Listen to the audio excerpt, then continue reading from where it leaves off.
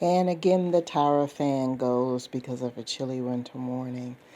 Um, Before I get started, I wanted to share this again, and I've touched on this before, and I want to touch on it again because I watched a sketch by one of my favorite comedy performers on YouTube, and I want to shout out to Floss the Mac. And for those of you who don't know, check out the YouTube channel. I believe he's on Instagram as well and Facebook. It's Floss the Mac Official. And he does various characters. One of them is in CNA. Another one is, the CNA's relative, who's the messy auntie. And of course, he does various characters. Very, very talented individual based out of Alabama. Check it out. It's dear to my heart because, my baby sister is in the field. Shout out to baby sister. But he did a sketch very recently talking about work ethic. And I thought it was very interesting. As a matter of fact, I'm going to pull the video link and put it in the description of this video and have you guys check it out so you can have a laugh for today. But that inspired me to talk about this particular topic. And like I said, I touched on it before. And that's rewarding bad behavior. Now, I'm going to talk about it on a small scale, and I'm going to talk about it on a grand scale. Because at some point in society, we have gotten to the place where we decided we were going to start rewarding bad behavior. And I think that's part of the reason why we've got a whole bunch of dumb shit going on in society right now. Okay? Once upon a time, it used to be where we had a system of rewards and punishments. And I said once upon a time because right now it's slowly becoming a fairy tale. It really is. It seems like we are swift to reward and slow to punish now. And we have become a society where we are just making up excuses for anything and anybody, regardless of what they do. Now, I'm not going to sit here and say that I'm a perfect person. I have never implied that. As a matter of fact, I have shared some of my shortcomings and experiences with you. My reason for doing this channel is to share some of my experiences with you in hopes that some people will not make some of these mistakes or encounter some of the things that I have encountered. I'm trying to do some preventive spiritual medicine here.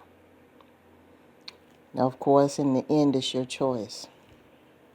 But I see it a lot.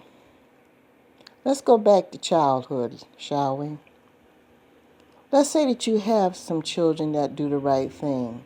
They obey their parents. They go to school. They get good grades. They do what the elders tell them to do. They do their level best. Perfect? No. They're kids, because they're still learning, so they're going to make mistakes. But they do their level best.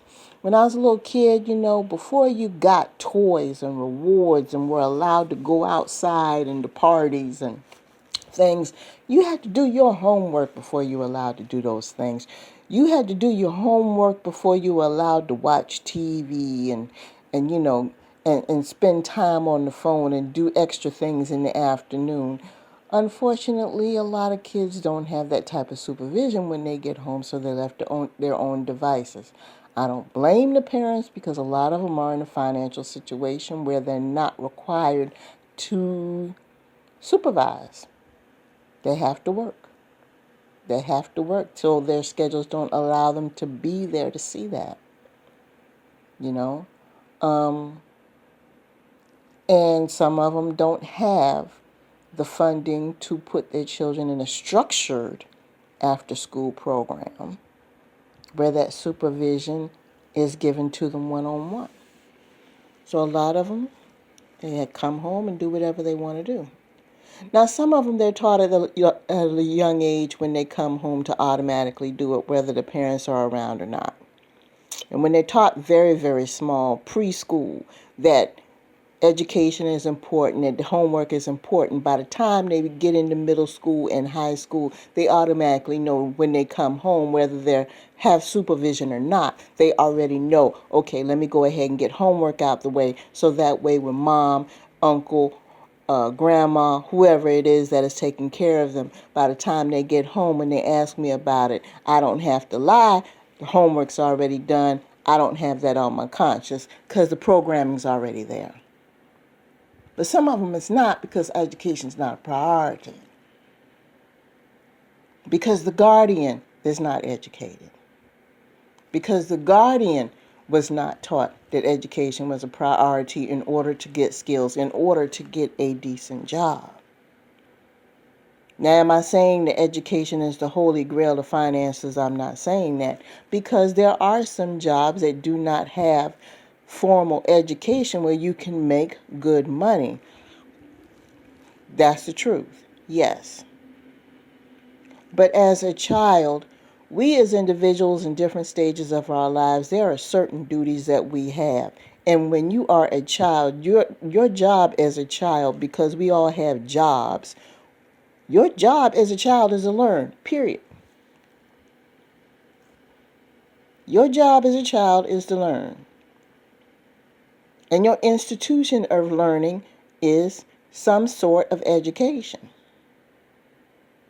Whether it be some sort of schooling or training, that's what you do. So when you are of school age and you're not receiving any type of training or education to learn a skill, to learn some type of trade, or to learn something in order to take care of yourself, then it's going to be a problem when you become an adult. So parents already know this, so they lay guidelines in place where you are incentivized to learn. And that's where the system of rewards and punishments come in. So I kind of hope that breaks it down for those of you who don't understand. And I'm not saying this to be condescending. I'm saying this is because this information has not been taught to some people. It has not been told the importance of it. Because once upon a time, me speaking as a person of color, once upon a time, because like I said, it's slowly becoming a fairy tale. It used to be a priority with people of color that children get an education or a skill in order to be sufficient adults, independent adults. But it's slowly becoming a fairy tale, see. So I wanted to reiterate that and bring that back to the forefront.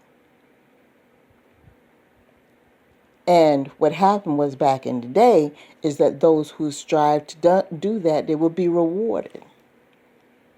They will be rewarded with that new article of clothing, or a new bicycle, or a new video game, or whatever, because they got good grades, because they did well in school, because they were helpful at home, because they did well in church or that civic group, because they did well, because they put forth the effort, because they did well.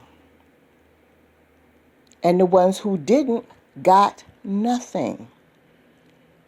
And the ones who got nothing, there was no backlash about that, because the adults understood the difference between right and wrong. There were no adults jumping up and down, screaming and hollering about the fact that the one who didn't put forth any effort got nothing because they did nothing.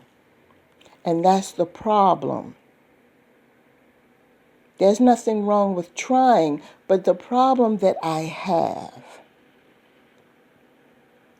is that when you have a group of people and you have the ones that didn't do anything who are given the same reward as the ones who busted their asses.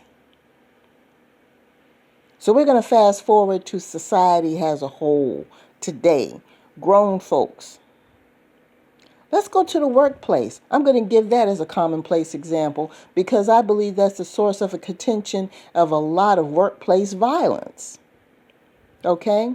How many times have you heard in cases of workplace violence where you've had disgruntled employees disgruntled because they couldn't get along with their former co-workers, and after they've done the investigation into the crime,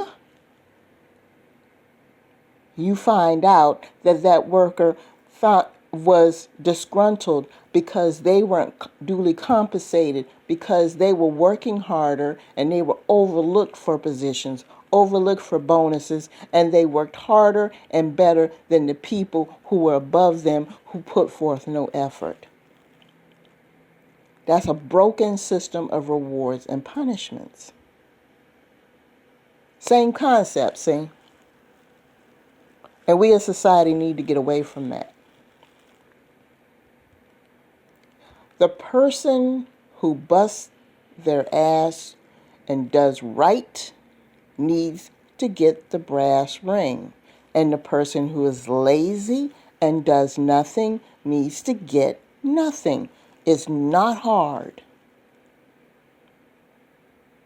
And the naysayers who have a problem with it, who want to argue against it, first of all, they need to be addressed because something is wrong with their programming.